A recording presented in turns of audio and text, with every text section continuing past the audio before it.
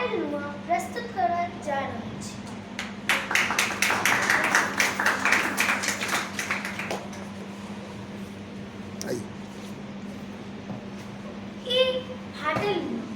देखो, ये मात्र 5 गजक कपड़ा नहीं है, ये हमार जीवनक कहानी है।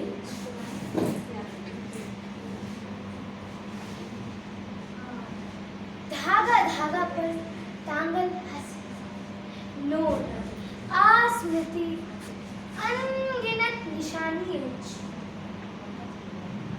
मुदा समाज देखत अछि मात्र ई फाटल साड़ी में हमर करते छपमान। मुदा हम देखे छी ई नुआ में अपनत्व प्रमाण।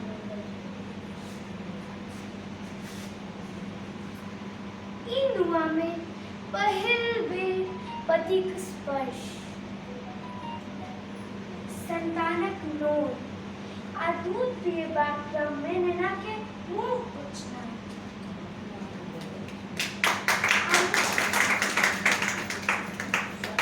अमान पीड़ा कतेको बेर झाँपल से सब अहिंसा त करैत छलहुँ। बाहर से छिन्न भिन्न अवश्य अछि, मुदा अंदर से अनुभवक अमानत अछि। ई नुआ फाटबाक अर्थ कदापि गरीबी नहीं, बल्कि जीवनक संघर्ष, अनुभव आ ममता से भरल अछि। ई नुआ हमर जीवनक प्रतिबिंब अछि, हमर स्मृति, हमर पीड़ा आ हमर प्रेम सब किछ एहि धागा में तो बुनल अछि।